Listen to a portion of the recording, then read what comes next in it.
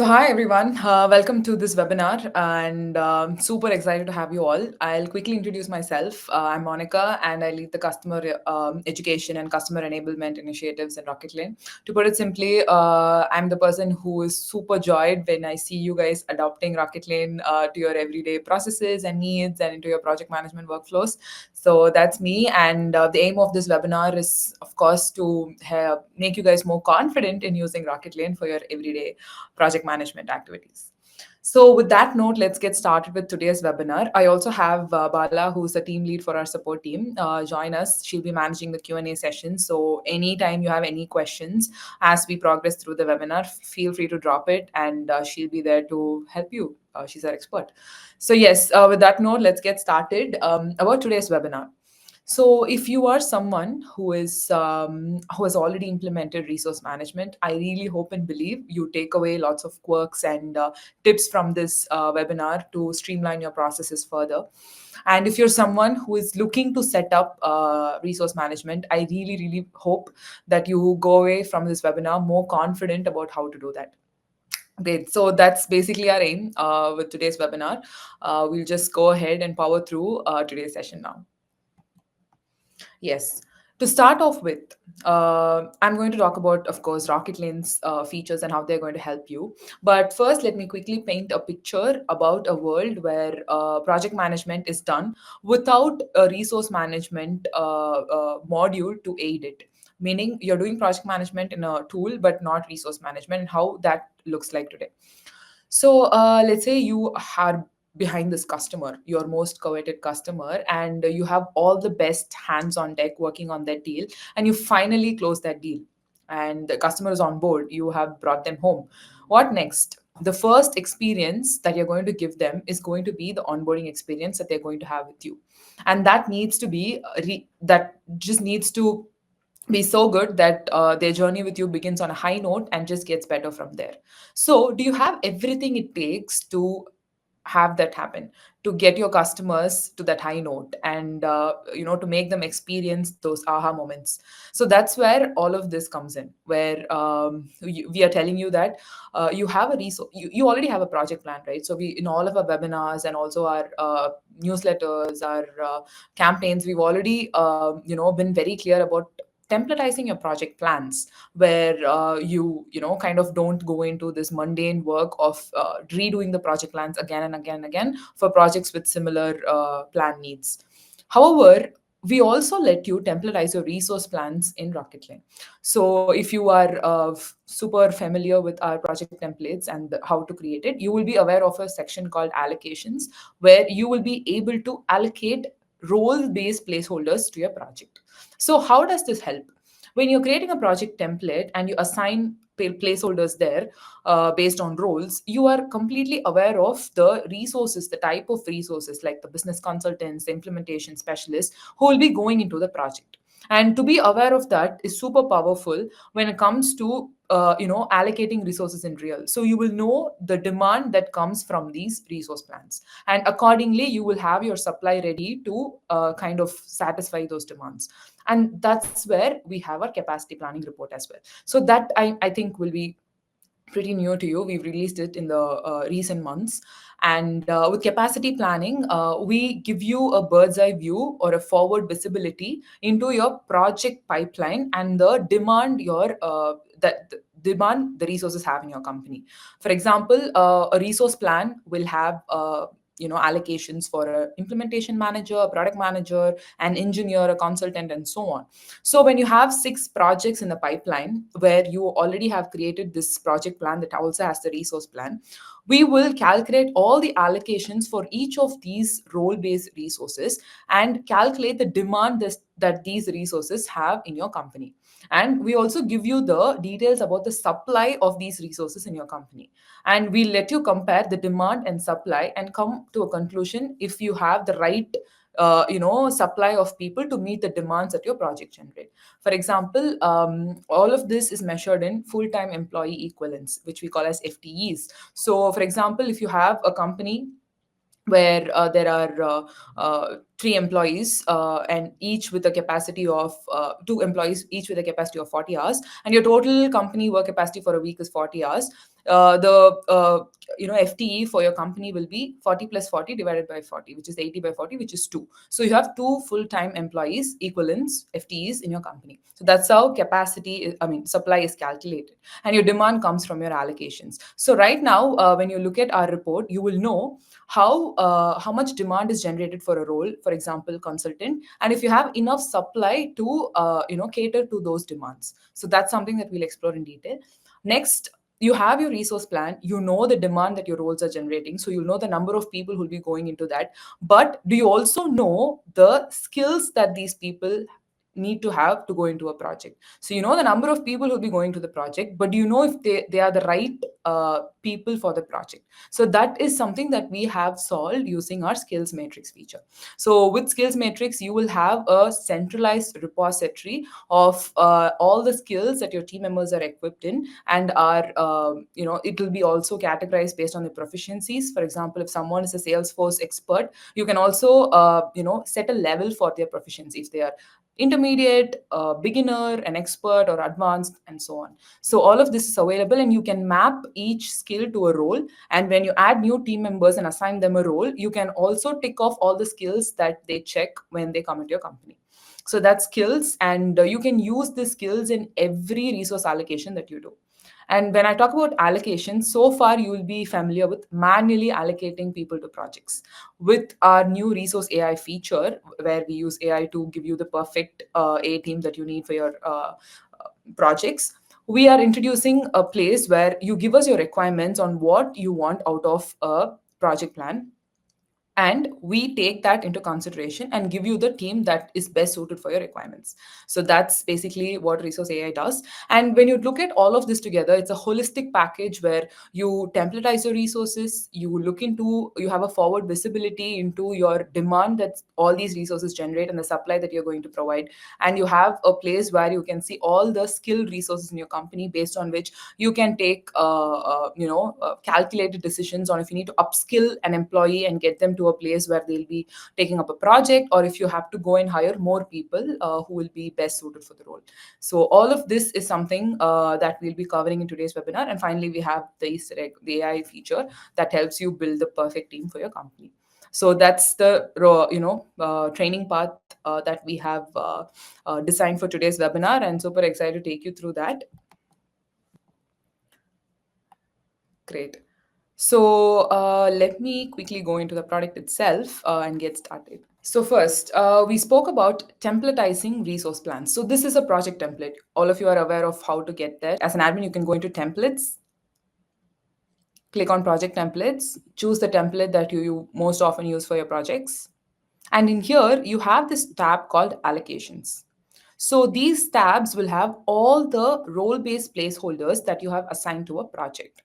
And where do you do that? Under the project section, you have an option to assign a role-based placeholder to a project. Here, you can assign both a placeholder and a team member. But in Rocketlane, we always recommend you to go with a placeholder, because these are templates and they're going to be used in multiple projects. If you assign a team member here, they may not be available to cater to all the projects in which these templates are used. So we always let you or recommend you to use role-based placeholders.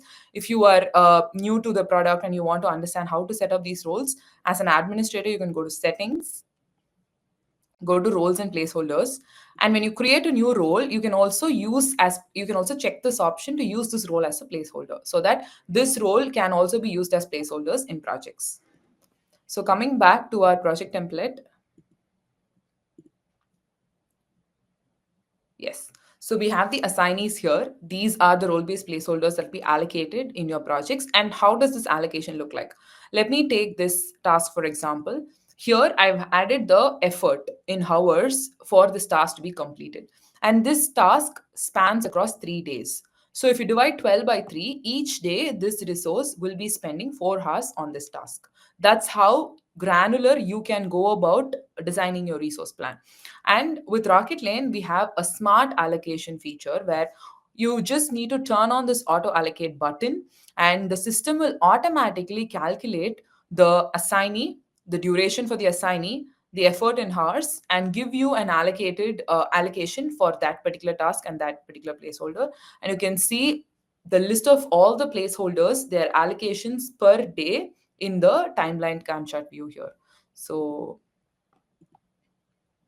if you see, when I turn on auto allocate, exactly how many minutes or hours a resource needs to spend on a particular, project, on a particular day in the project will be allocated and shown here. Another is manual allocation. So if you're not happy with auto allocate, you can go with manual allocation as well, where you say, hey, I need a developer to work on this project for 5 hours a day for 10 days. So the entire allocation for them will be 5 into 10, 50 hours for the project. So that is also something that you can do. This is how you can templatize your resource plan. And after you create a project with this template, all these, okay, don't forget to save these guys, make all the changes and save them as well. And let me show you how these placeholders come into play. So in this project, you will have this option called manage placeholders. So here, all the placeholders that you added will be present, and you can, resolve these placeholders right from here, or you can do that under the resource management section, which we will see in a short time. So this is how useful your templatizing resource plans, is for all your projects. Next, you've already templatized your resource plan. How are you going to use that data, that information, to understand if you have enough staffing, or if you need to upskill, or if you need to hire more, and so on. So that's where our capacity planning report comes into play. So here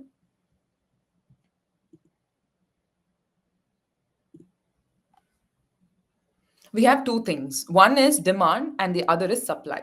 So demand, as I mentioned, basically comes from all your allocations. By allocations, this is what we mean. So this is the resource management tab in Rocketlane, and here you can see that there is a project, and this project has allocations for employees and placeholders. So let me quickly open a project and show you. Here, developer is a placeholder. It is, again, it has allocated hours. And here you have Prajwal, a consultant who has allocations. So all of these are generating demand for these roles. So consultant, Prajwal is a consultant, and for consultant, this is the allocation. So that is again a demand that is being generated from this project. And Prajwal may be part of multiple projects where he may have multiple allocations. So a compilation of all this will be the demand for that role in your company. And that's exactly what we see here as well. So if you see here, unassigned allocations come from your placeholders. Assigned allocations come from your team members directly. So a combination of both, I mean, the summation of both will be your total demand for that role.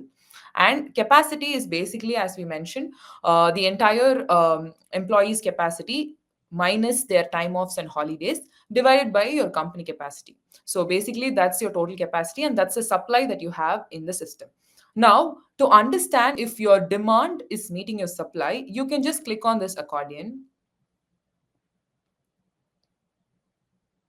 Let me quickly go to this month so that the data is easy to view.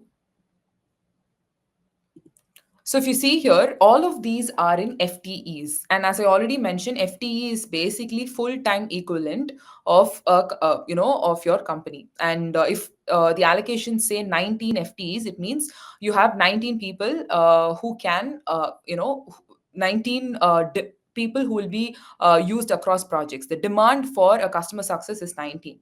And your capacity is 38, meaning you just need 19 people to work on your projects, which is the demand created based on all the projects that are in the pipeline. However, you have 38 customer success managers who can be used for other strategic things as well. Here, if you see, the surplus capacity is 19, meaning you have double the workforce for this particular role. And if it is in minus, so if you see that the capacity is in minus, it means you're overutilizing your resources. Here, if you see, you have one PM, and the allocations for that PM is doubled. So they're overworking. And here the surplus capacity is negative, which means that you need to go for hiring, or you need to upskill another employee from maybe a second tier. You need to upskill them and make them skilled enough to handle projects where the demand is high for a PM, like a project manager. So that's basically how capacity, demand and capacity planning report work. And This is really useful, as I mentioned, when you want to understand, let's say there are 6 projects in the pipeline and you want to be really sure about staffing, and you want to understand the roles that have the highest demand. This is the place where you come and you understand which roles have the highest demand based on the utilization percentage. So if there are 100% utilization, all's good, all's that's the happy path. But if there is a underutilization, then again, you need to upskill employees, use them strategically in other things. And if there is overutilization, you need to go for hiring again or upskilling employees. So that's basically, on high level, how this capacity planning report can help you get a forward visibility into your project pipeline and the demand and supply of your resources. That being said, now you have templatized your resource plan, and you also have an understanding about the demand the roles in your company have. Next, you know how many number of people you need, for the projects that are going to flow. But do you also know the skills that these people need to have to handle these tasks? That's what we're going to see next. So, for example, this is a resource management tab, and here you can do allocations for your projects, and you can find the right team members for your projects. Here, yes. So here, this is the people tab, which will show you all the employees in your company. Let me quickly remove these filters so that you can see all the employees.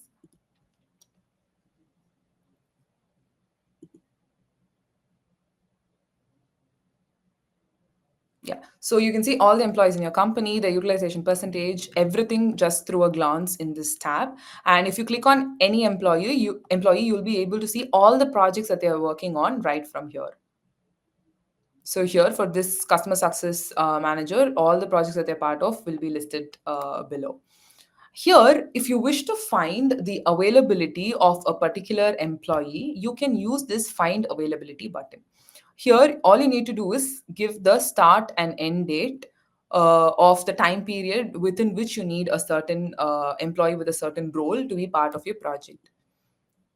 You can select the role that you're looking for, and here we have the skills matrix that comes into play. So here you can filter these team members based on the skills that they have already acquired. For example, I want Salesforce as a skill for my consultant, and I want their written communication to be advanced. So when I make this,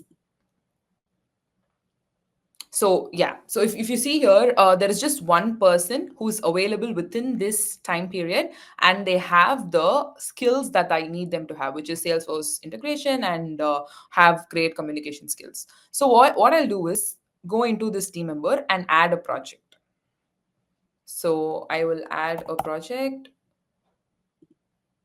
for them and create an allocation for them. So this is exactly how I do it. It can either be a soft allocation or a hard allocation based on their availability and uh, your comfort. So that's how you find a team member for a project and add a project to their bucket. Next is we are going to understand how you can add a team member in the place of a placeholder. So here, let's take a project for example. Right. So you have an account executive, a consultant role here. Let's find a team member here. So there are 2 people available, but if I add a filter where I say Salesforce integration needs to be true and this person needs to have a communication level of advanced, again, we have 2 people here, and there is one person already in the project. So it's you're free to choose whoever is the right fit and add them to the project. So that's how easily you can filter out a team member based on their skills and add them to the project. So that's about the projects tab. Now you'll be wondering where these skills are, how you add them, how you map them to the team members. That's exactly what we're going to see next. So as an administrator, you have the option to go to settings, scroll down to the skills matrix section, and here you can create a view for yourself. So right now I'm in the generic skills view. So you can see here that I've multiple sections under which these skills are categorized. Under technical skills, I have Java, data migration, Salesforce, and so on. Under generic skills, I have written communication, leadership, and so on. So I'm choosing this particular view to show you how these team members are tested for their skills, and they're also being rated based on their proficiency on their skills. And this is basically it. And even from here, you can add skills to your team member. So here for this team member AB, I'm going to add leadership as an intermediate skill, written communication as advanced, and so on. So this is how easily you can manage skills, and you can also filter out the skills that you want to view and create a view for yourself. So for example, if you want all team members to view all team members, you can do that. Or if you want to view only account executives who have Salesforce integration, you can do that. So you will know how many account executives in your company have this certain skill. And if you want the others to also upskill, this is a great place for you to start, where you fix all the knowledge gaps. And you also have, so this is how I created a view for myself. I just rearranged the columns in such a way that I have a view that is easy for me to look at and makes more sense to me. So if I also add this view is altered according to my preference, and I can save it.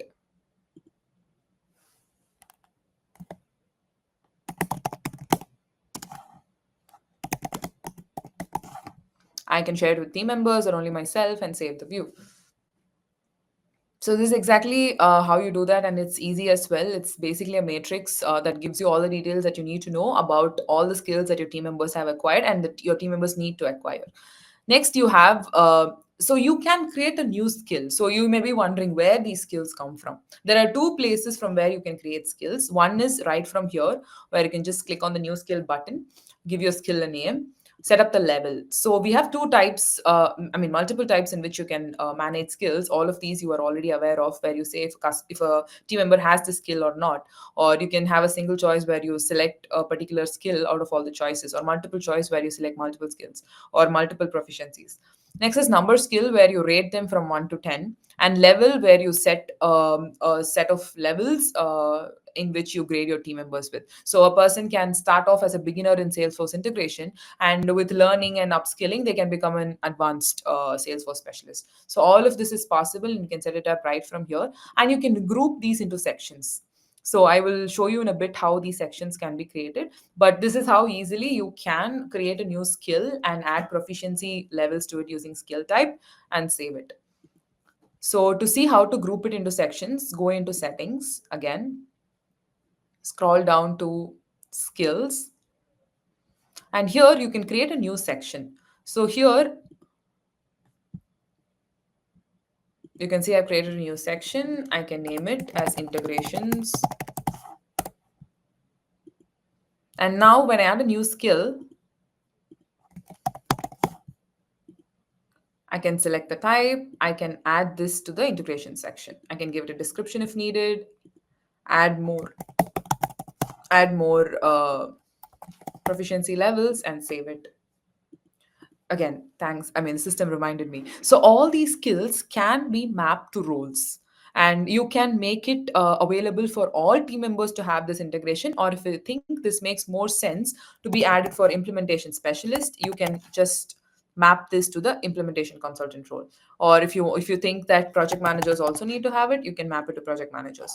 So all of these roles will definitely have this skill attached to them, and you can, when you onboard an employee, or when they present a skill certificate to you, you can go ahead and attest them for these skills. So I'll again show you how this is done in Rocketlane, but right now I'm saving the skill. Now when you go into the team members section and you invite a team member newly into the project,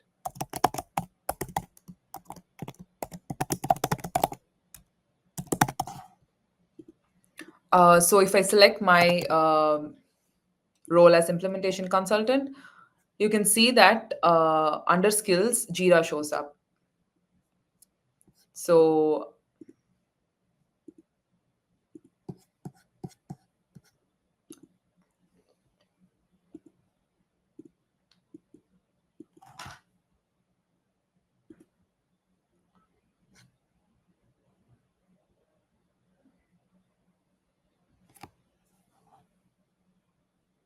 Now, if I take another team member who is not an implementation specialist, you can see that Jira doesn't show up. The integration section itself is absent because that particular skill was never mapped to this particular role. So only the skills for this role will show up here, and you can attest the team members for those skills. So that's how easily you can add skills, view that in a matrix, add map skills to team members, and more importantly, use skills as a filter when you allocate resources to a project. Finally, we have Resource AI. So, what is Resource AI? It's basically an AI feature where you give your requirements to the system. It takes into account everything that you say. For example, we have three types of three ways in which you can build your team. One is you tell the system that, hey, I want my team members to have equitable workload, meaning their utilization rates shouldn't go above 100. Please build a team that has equitable workload on their plates. Second is about profit margins. So Rocketlane also has a robust financial module where you can set up a billing method, cost rates for your team members, bill rates for the work that they do, where you bill your customers for, and the profit margin that each team member brings, the each team member contributes to, which increases the profit margin of the entire project. So you can have a financial module is again within Rocketlane itself. If you're using it and if you want a team that's going to maximize your profit margins, you can choose that requirement, or you can do it manually. So right now, let me choose a project, for example. Right now, the system is asking me which method the AI needs to use to build my team. Is it going to be a load balance method where I want all my team members to have equitable workloads? Is it going to be maximum margins? So if I'm using financials and I have a cost rate associated with each team member, and I know how much money I'll be, earning as profit if I use them in the team, then I will go for maximized margins. Where if I use this team, then my margins are going to be good. If I want that particular outcome, I'll choose this. Or manual is where you create your own team. Right now, I'm just going to go with load balance. And now AI just takes a few minutes, like a few seconds to a minute to build your team. And based on the placeholders that you already have in the system and the allocated dates and hours, it'll find the perfect team with the right utilization for your project. So here, if you see, the forecasted utilization is the metric that we take into consideration. So what is forecasted utilization? Utilization is basically the total number of allocated hours. Utilization is basically total number of hours your team tracks or team works divided by their capacity, their total work capacity. So if that is 100%, your employees are using their entire time to do productive work. If that is below 100%, they can use their time better. And if it is more than 100%, they're overutilized, they're overworking. So here the forecasted utilization is basically the system considering not just allocations of the team members for other projects, but also this particular project. So the system says, if you add this team member Tamil to this project, her forecasted utilization will be around 60%. So this is why it's called forecasted utilization. And if you're not happy with any of these utilizations, you are free to choose a team member of your own. And again, in here, you can use skills as a filter. So if you want the person to have the skill,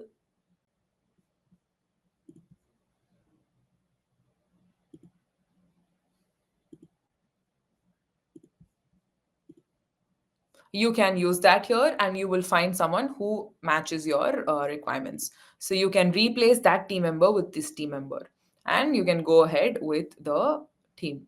So next is financials. As I already mentioned, Rocketlane has a robust financial method. So you can use that to kind of calculate your margins and also use that in Resource AI, where you can build a team that gives you the perfect margin. And even in here, you have every option to replace a team member with another. So you can add a team member here. You can replace this with a different team member using the same filters. And finally, if you say allocate, the system will ask you if it's going to be a hard or soft allocate. You can make everything a hard allocation if you're really sure about this project and its team members, and assign an allocate. And this project will have all the allocations perfectly and smartly allocated.